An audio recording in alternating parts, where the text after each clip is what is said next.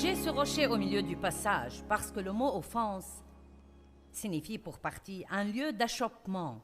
Quand nous nous offensons, quand nous sommes offensés dans notre cœur, même si Dieu a un plan que nous ne comprenons simplement pas, l'air contre vous-même et avoir un problème avec vous-même.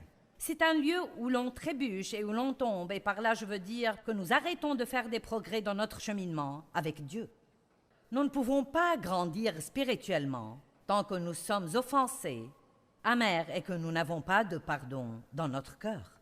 Nous ne pouvons pas grandir spirituellement à moins que nous laissions Dieu s'occuper de ces choses. Cela ne veut pas dire que Dieu est en colère contre nous et qu'il ne veut pas nous aimer ni travailler avec nous. Mais quand vous en êtes au point où, en particulier, vous lisez la Bible depuis assez longtemps pour la connaître et vous vous accrochez à ce type de truc, ça devient un problème pire que si vous ne la connaissiez pas. Le mot offense vient d'un mot grec scandalon qui désigne la partie du piège pour animal où est suspendu l'appât qui attire la victime. J'aime ça. Satan essaye toujours de nous attirer dans son piège. Quelqu'un peut-il dire Amen? Donc, pour revenir au conflit et à la colère, vous savez, les conflits qui sont les disputes, les discussions vives, les désaccords haineux peuvent aussi prendre la forme d'une colère sous-jacente. Et je pense que c'est cette forme qui est la plus dangereuse. C'est quand tout le monde agit en surface comme si de rien n'était. Mais en dessous, dans les cœurs, il y a toutes sortes de ou quand nous allons dans nos églises ensemble et nous sourions, loué soit Dieu, merci beaucoup Jésus, je t'aime de l'amour du Seigneur, quand vraiment, à l'intérieur, il y a du jugement et des critiques et vous êtes mécontents de ceci et mécontents de cela. Débarrassons-nous de ces trucs afin que Dieu puisse faire dans nos vies ce qu'il veut vraiment faire. Et quand je dis de nous en débarrasser, nous ne le pouvons pas sans l'aide de Dieu. Mais je vous dis que nous allons devoir lutter dans le Saint-Esprit pour apprendre à être paisibles et à nous entendre avec les gens. Je vais vous enseigner 5 façons de vous entendre mieux avec les gens. Ça m'a pris un peu de temps avant d'y arriver, mais j'ai dit à Dave, aujourd'hui Dave, je vais t'apprendre 5 manières de t'entendre mieux avec moi. N'est-ce pas génial?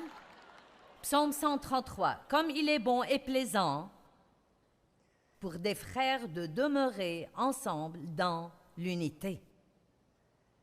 C'est comme l'huile précieuse versée sur la tête qui coule sur la barbe d'Aaron, le premier grand prêtre, et qui coule sur le col et les pans de son habit, consacrant le corps entier. Maintenant, ce dont il est question ici, c'est l'onction qui était versée sur les prophètes, les rois et les prêtres quand ils étaient oints pour le service de Dieu. Ils prenaient en fait une bouteille d'huile et en versaient assez sur toute leur tête pour qu'elle coule complètement sur eux, les consacrant et les mettant à part pour le service de Dieu. C'était cela qu'on appelait être consacré. Vous êtes mis à part pour le service de Dieu, comme ce verre qui contient mon nom. Il ne sert pas pour des tas d'autres trucs. Ils le mettent dans une boîte et ça ne sert qu'ici pour mon nom. Bien, vous êtes la boîte de Dieu. Vous êtes un vase de Dieu. Et il a investi beaucoup dans chacun d'entre vous en tant que croyant en Christ. Il s'est investi lui-même en vous. Il est en vous.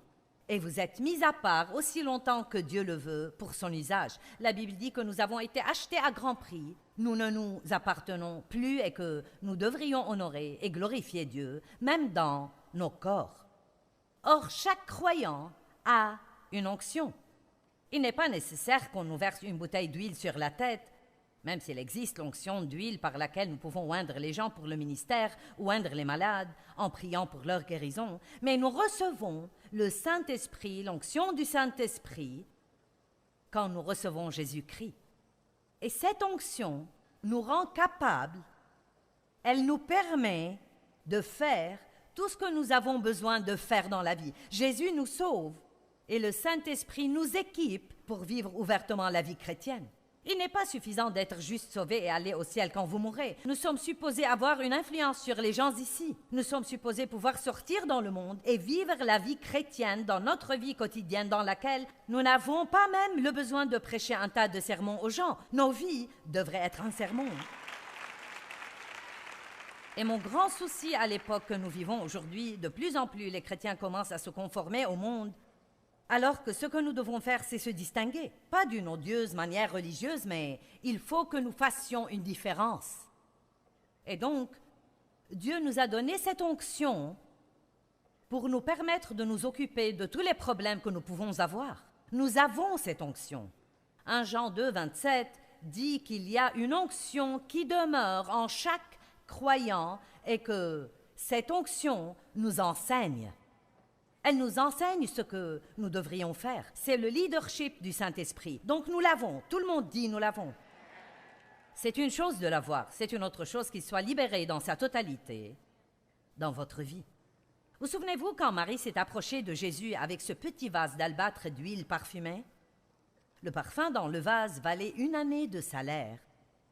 Et il y a une chose importante dans ce passage, c'est qu'elle l'a brisé et elle l'a versé sur Jésus. Elle l'a brisé et elle a versé le doux parfum. La chose que je pense nous ne comprenons pas, et je ne l'ai pas compris pendant longtemps dans ma vie, c'est que nous sommes juste remplis de bonnes choses. Les fruits de l'Esprit sont en nous. L'onction de Dieu est en nous. Il y a de la droiture en nous. Il y a l'amour, la joie, la paix, la patience, la bonté, la gentillesse. Toutes ces choses merveilleuses sont en nous. Nous avons des aptitudes en nous. La puissance créative est en nous. Mais le vase d'albâtre, qui est la coquille extérieure, doit être brisé de manière à ce que les bonnes choses en nous puissent être déversées. Maintenant, quand je dis briser, ne laissez pas ce mot vous effrayer. Ce n'est pas une mauvaise chose. Cela signifie simplement que la rébellion dans notre chair, ce désir de diriger nos propres vies et de faire les choses à notre façon, doivent arriver à un stade où nous les livrons à la main de Dieu et nous voulons la volonté de Dieu davantage que notre propre volonté. Il y a une soumission qui doit prendre place. Jésus a dit « Je vous laisse ma paix ». Et la paix intérieure, la paix extérieure, la paix de l'esprit, la paix émotionnelle, la paix des finances, la paix dans notre mariage, dans notre maison, la paix est la chose la plus vitale, la plus importante que nous avons besoin de défendre d'arrache-pied. La parole de Dieu nous exhorte et nous encourage à être artisans et veilleurs de paix. Bénis soient les artisans de paix, parce qu'ils seront appelés enfants de Dieu. Nous ne devons pas attendre que quelqu'un d'autre fasse la paix. Nous devenons artisans de paix. Quelqu'un veut de cette responsabilité? Vous devez être le premier à vous excuser, le premier à faire les choses bien, le premier à dire « Eh bien, j'ai peut-être tort ». Ne levez pas la main si vous n'êtes pas convaincu, car vous allez être testé en rentrant à la maison. Faites attention à ce à quoi vous dites « Amen » ici. Jésus a dit « Je vous laisse ma paix ». Bien, nous avons de bonnes choses que nous n'utilisons pas. Nous avons la joie à l'intérieur de nous. Dans le psaume 133, il est dit que l'unité est comme l'onction d'huile. Et ensuite, on continue, verset 3, c'est comme la rosée de l'Hermon qui descend sur les montagnes élevées et la rosée qui descend de la montagne Sion, car c'est là que l'Éternel donne la bénédiction, la vie pour l'éternité. Donc, où est cette bénédiction? Pas là où il y a la guerre et les problèmes et les frustrations et les vexations et la haine et l'amertume et le ressentiment et l'offense, mais il y a une bénédiction là où il y a l'unité. Il y a l'onction là où il y a l'unité. Donc, laissez-moi être très simple. Nous avons l'onction à l'intérieur de nous, mais cette onction est libérée quand nous sommes déterminés à faire un effort dans la puissance de l'Esprit Saint, de rester et de vivre dans la paix. Maintenant, si j'entrais ici et demandais « Combien de vous ont besoin de plus de paix ?» Qui aurait levé la main? Très bien. Alors, je vais juste faire une toute petite correction. Vous n'avez pas besoin davantage de paix. Vous avez besoin de commencer à utiliser la paix que vous avez déjà à l'intérieur de vous. Nous n'avons pas besoin de paix. Nous avons besoin d'accéder à la paix. Nous avons besoin de laisser nos soucis à Dieu. Ne vous inquiétez pas au sujet de trucs idiots. Vous devez arrêter de vous battre avec les gens pour des choses mesquines qui ne sont importantes pour personne. Est-ce que quelqu'un peut-il dire Amen? Nous avons besoin d'être violents de la bonne façon. Nous avons besoin d'être des chrétiens violents. Nous devons être violents contre le péché et violents contre les choses qui essayent de nous empêcher d'avoir une vraie relation avec Dieu. Ça a l'air étrange. Un chrétien violent? Eh bien, d'une manière correcte, avoir une juste et une sainte colère contre les choses qui essayent de nous retenir d'aller de toutes nos forces avec Dieu. Il faut vous mettre en colère contre les offenses avec lesquelles Satan essaye de vous piéger et commencez à dire non, je ne vais pas passer ma vie en colère, je ne vais pas passer ma vie dans l'amertume et le ressentiment, je ne vais pas vivre le reste de ma vie coincé dans la colère pour quelque chose que quelqu'un m'a fait il y a 15 ou même 20 ans. Diable, tu as eu une partie de ma vie, mais tu n'auras sûrement pas le reste.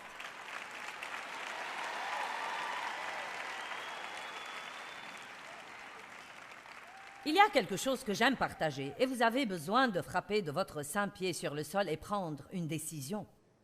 Vous dites, je n'ai pas eu un très bon départ dans la vie, pauvre de moi. Ce que vous avez besoin de dire est, ok, peut-être que je n'ai pas eu un bon départ, mais maintenant je suis déterminé à avoir une excellente arrivée. J'ai rencontré une femme au Starbucks à Utah il y a 1 an ou presque. Et elle m'avait vue à la télé et est venue me parler et tout de suite elle a commencé à me raconter tous ses problèmes. Elle disait cette mauvaise chose et cette autre mauvaise chose et encore une mauvaise chose et elle a dit oui. J'ai été jetée sous l'autobus dans la vie. J'ai dit moi aussi mais j'ai décidé de le conduire.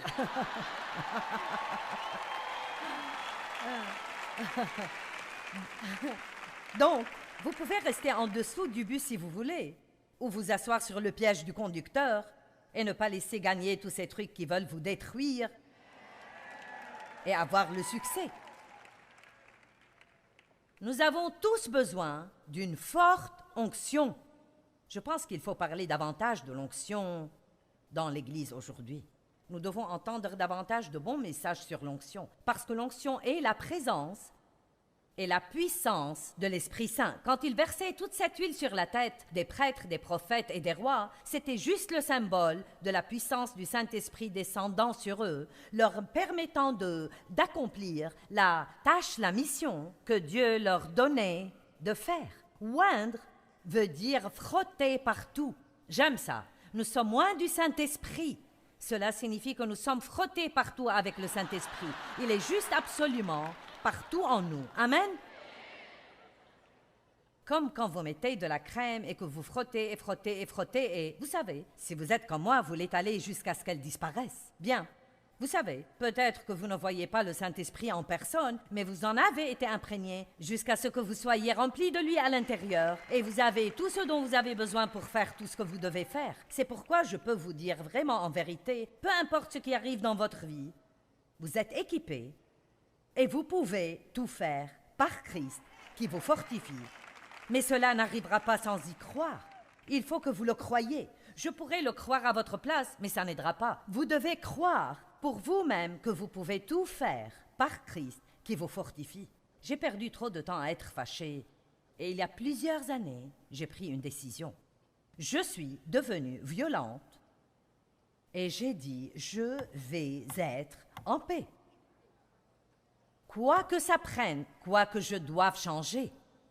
Parce que pendant longtemps, je voulais juste, si Dave changeait et les enfants changeaient, si tout ça dehors changeait, alors je pourrais être en paix et être heureuse et aimer ma vie. Vous savez ce que j'ai découvert? Le monde ne va pas changer. En fait, si, il devient pire. Donc, ce qu'il faut vraiment faire, c'est changer la façon de nous en occuper et apprendre que nous ne sommes pas obligés de nous fâcher contre tout. Combien d'entre vous ont compris aujourd'hui qu'être en colère contre un problème ne le change pas d'un iota?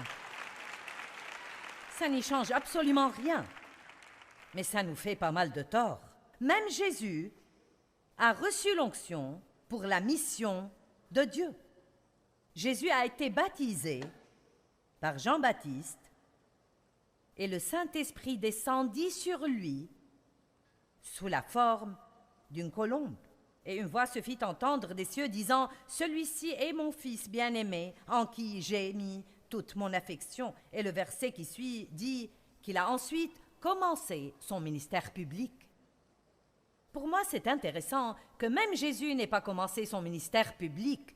Il ne s'est pas mis à entreprendre d'accomplir sa mission avant d'être baptisé par la puissance du Saint-Esprit. Beaucoup d'entre vous pouvaient désirer être utilisés par Dieu, mais vous devez avoir la pleine puissance du Saint-Esprit. Dieu a mis une onction en vous. Et quand vous commencerez à faire ce qu'il vous demande, il vous aidera à le faire. cette onction va se libérer en vous. Quand vous êtes loin, les choses fonctionnent. Il y a un courant. Quand il n'y a pas d'onction, tout est très difficile et dur. Amen. Voyons ce qui gêne l'onction. Nous sommes loin du Saint-Esprit. Donc, nous ne voulons pas lui faire de la peine, n'est-ce pas? Nous ne voulons pas vexer ou attrister le Saint-Esprit. Nous ne voulons pas entraver le Saint-Esprit. Nous voulons que cette onction coule librement dans nos vies. Éphésiens 4:30. N'attristez pas le Saint-Esprit que Dieu vous a accordé. Ne l'offensez pas. Nous sommes en train de parler d'offense. Nous pouvons offenser Dieu. N'est-ce pas étonnant? Combien d'entre vous préféreraient ne pas offenser Dieu? Ok. Et n'offensez pas ni attristez le Saint-Esprit de Dieu par lequel vous avez été scellés, garanti et marqué pour le jour de la rédemption. Verset 31.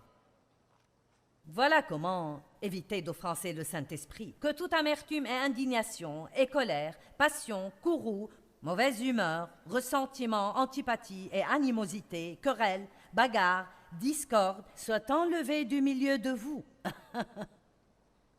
Qui comprend cela? Ce qu'il dit ici est que la meilleure façon de ne pas offenser le Saint-Esprit est de se débarrasser de toutes ces offenses, amertume, colère et ressentiment. Nous pourrions aller tellement plus loin si nous arrêtions tous juste d'être furieux. Mais je ne crois pas être en colère contre personne. Bon, donne-moi une semaine et regarde ce qui arrive. C'est quelque chose que nous sommes tous tentés de faire de manière différente. 1 Pierre 3:11, c'est un formidable verset. Je ne vais pas prendre le temps de le chercher. Mais il a eu une influence sur ma vie et il y est dit « lutter ». Nous sommes supposés nous tenir éloignés des luttes, mais cependant nous sommes supposés lutter. Efforcez-vous de vivre en paix avec Dieu, avec vous-même et avec votre prochain. Donc nous voyons 3 types de relations où il nous faut être certains d'être en paix. Nous devons être en paix avec Dieu. Cela arrive quand on a une conscience pure. Repentez-vous vite quand vous avez fait quelque chose de mal. Juste en gardant les choses claires entre vous et Dieu sans avoir un tas de trucs que vous essayez de cacher. Dieu sait tout de toute façon. Il n'y a donc aucune raison de cacher quoi que ce soit. C'est comme, eh bien, ça ne sert à rien. Paix avec Dieu, paix avec vous-même, paix avec votre prochain. Mais je veux vous parler sur le fait d'être en colère contre Dieu. Parce que, aussi idiot que ça paraisse, il y a des gens qui sont fâchés contre Dieu. Et pourquoi le sont-ils? Ils sont en colère contre Dieu parce que les choses ne se sont pas passées dans leur vie comme ils pensaient qu'elles auraient dû. Ou il semble que quelqu'un d'autre a mieux été traité qu'eux et ils sont un peu en colère pour ça. Bien, je suis plus spirituel qu'eux et ils sont davantage bénis que moi. Qu'est-ce que c'est que ça? Je ne comprends pas. Vous savez, cette personne est un pécheur flagrant. Je sais ce qu'ils font et ils ont eu la promotion au travail en laquelle je croyais et pour laquelle je priais Dieu. Et Dieu, tu ne me l'as pas donné. C'est quoi ça? Et donc, on continue d'aller à l'église. On continue à chanter les chants. Mais il y a un petit quelque chose coincé à l'intérieur de nous qui dit « Est-ce que Dieu est vraiment bon ?» Ce n'était pas juste. Je ne comprends pas que ma vie ait évolué comme ceci. Pensez aux apôtres Jacques et Pierre. Jacques a été mis en prison et il y est mort. Pierre a été mis en prison et Dieu a envoyé un ange qui a secoué le lieu et il a été libéré. Qu'est-ce qui ne va pas dans ça? Les amis de Jacques auraient pu être très en colère. Alors, je pense que tu n'aimes pas Jacques autant que Pierre. Non, Dieu a un plan que nous ne comprenons simplement pas. Et ce qu'il faut faire, c'est vouloir se soumettre au plan de Dieu et arrêter de vouloir savoir pourquoi pour tout dans la vie. Oh, vous savez quoi? Je peux vous donner le don de paix dès maintenant. Juste si vous prenez la décision que vous allez arrêter de demander à Dieu pourquoi. Pourquoi? Honnêtement, je ne sais pas ce que font les gens qui n'ont pas foi en Dieu quand une tragédie arrive. Je ne peux même pas imaginer essayer de surmonter certaines des choses qui arrivent si vous ne pouvez pas dire « Dieu, je te fais confiance, même si je ne comprends pas. » Certainement, ceci fait mal. Mais si nous renonçons à essayer de tout comprendre, nous pouvons être dans la paix. J'ai écrit un livre appelé Pourquoi Dieu, pourquoi et un autre Quand Dieu, quand. Je ne priais pas. Tout ce que je faisais, c'était pourquoi Dieu, pourquoi? Pourquoi j'ai été violée? Pourquoi n'es-tu pas venu me délivrer? Tu aurais pu me sortir de cette situation. Pourquoi ne m'en as-tu pas sorti? Eh bien, Dieu ne m'en a pas sorti. Et j'étais née de nouveau quand j'avais 9 ans. Et je priais, je priais pour que mon père meure. Je priais que ma mère le quitte. Je ne priais pas des prières très spirituelles, mais je voulais à tout prix m'en aller de cet endroit. Et je restais là. Et ça a continué. Jusqu'à 18 ans, quand j'ai pu m'en aller, semaine après semaine après semaine. Vous savez quoi? Pour une raison qui m'échappe, Dieu n'est pas venu me tirer de là, mais je vous dis une chose, il m'a gardée et il m'a rendue forte comme un buffle. Et vous savez quoi?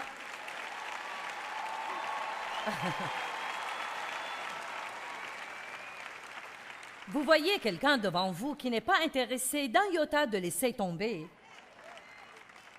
Parce que ça ne donne rien de bon. Je me souviens, j'étais couchée dans mon lit quand j'étais adolescente en pensant « Un jour, je ferai quelque chose de grand. Je prouverai. » Je pensais à mon père, « Je te prouverai que tu as tort. » Parce qu'il me disait tout le temps que je n'arriverai jamais à rien. Je pensais « Un jour, je ferai quelque chose de grand. » Et vous savez quoi? Si vous avez un peu de ce feu du Saint-Esprit qui remue à l'intérieur de vous, vous faites une déclaration au diable que son temps est fini. Ne restez pas assis là à vous sentir « Je suis le dernier des derniers. Rien de bon ne m'arrive. Je ne comprends pas. Pourquoi Dieu, pourquoi? Quand Dieu, quand? » Dites « Tu sais quoi, Seigneur? Tu sais ce que je ne sais pas. Je ne vais pas te demander pourquoi. Je ne vais même pas me fâcher au sujet du quand. Tu as un plan. Tu ne seras pas en retard. Tout ce que je sais, c'est que je vais te servir de toutes mes forces le reste de ma vie. Amen.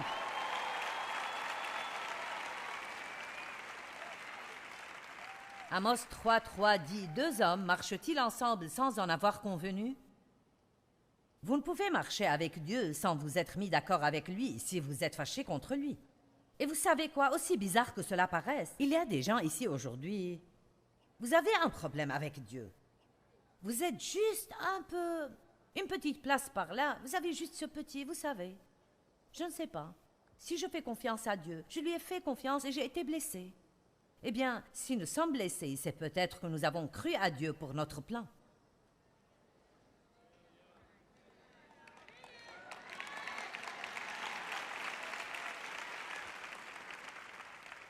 Regardons Matthieu 11 en commençant au verset 2. Ça vous montre quelque chose d'intéressant. Voici, ça raconte quand Jean le Baptiste a été mis en prison. Or Jean, dans sa prison, avait entendu parler des œuvres du Christ. Et il envoya dire par ses disciples pour demander à Jésus, « Est-ce que tu es celui qui doit venir ou devons-nous en attendre un autre Messie ?»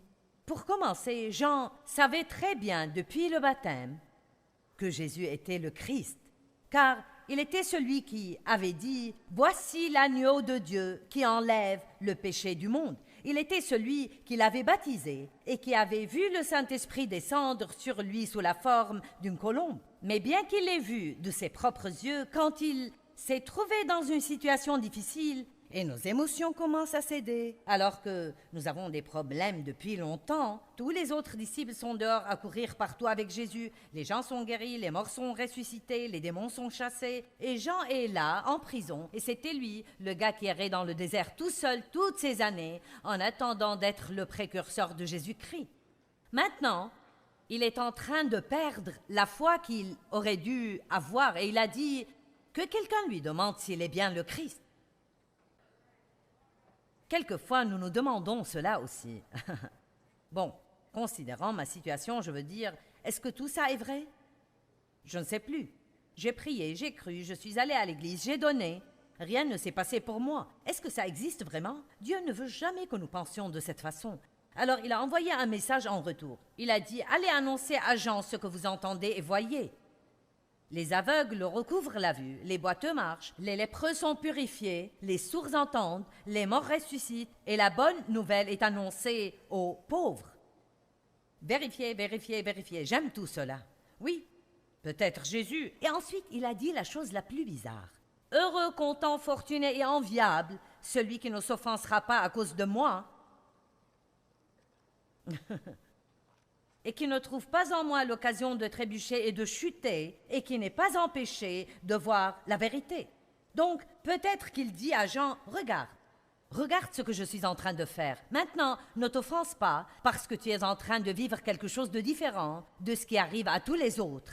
Parce que si tu t'offenses, tu vas trébucher et tomber. Et en substance, il était en train de dire, tu ne vas pas être capable d'achever correctement si tu t'offenses. Et puis une autre chose à laquelle je pense qu'il faisait allusion, c'est qu'en fait, peu de temps après cela, le héros de tout ce mouvement chrétien était sur le point de mourir dans une faiblesse apparente, suspendu à la croix. Eh bien, qu'est-ce que cela? Beaucoup d'entre eux pensaient qu'il allait instaurer un royaume terrestre. Il n'arrêtait pas de leur dire que non, mais ils ne le comprenaient pas vraiment. Il disait essentiellement, votre héros va partir. Je ne serai plus là pour vous. Écoutez-moi, qu'est-ce qui s'est passé dans votre vie quand Jésus était endormi à l'arrière du bateau? Qui d'entre vous a eu des choses tristes, mauvaises, douloureuses qui vous sont arrivées et il vous a juste semblé que Dieu n'était pas là? Voyons voir vos mains. Vous savez quoi? Ce genre de choses arrive à tout le monde. C'est un test de votre foi et nous devons traverser ces choses et dire peu m'importe à quoi ça ressemble et comment je me sens, peu m'importe ce que je vois, peu m'importe combien de temps ça prend, Dieu est ma réponse à tout dans la vie. Je crois vraiment en Dieu et je ne vais pas perdre ma paix.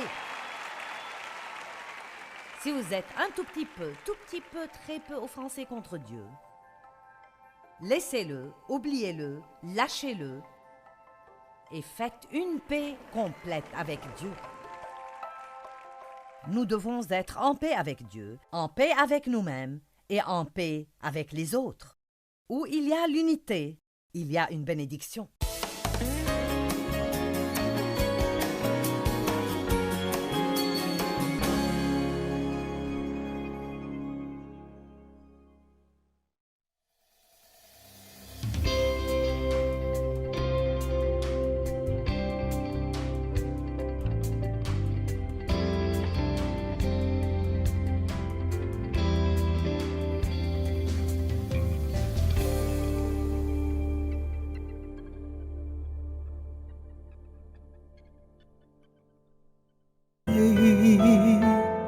Có anh không người hỡi,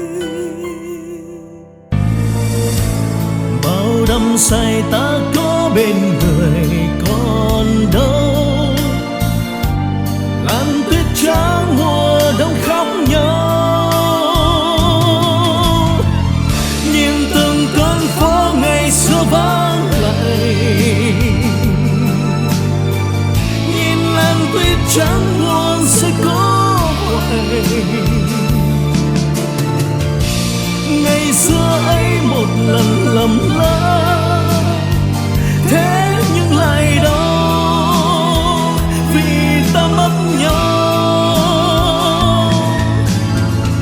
Người không thứ tha đời ta ngỡ ngàng, để cho thương nhớ về trong lỡ làng. Ngày ta xa một ngày mùa đông, tuyết rơi lạnh cóng, xót xa hồi mong. Bóng tuyết rơi một đời tạ tới, đóng băng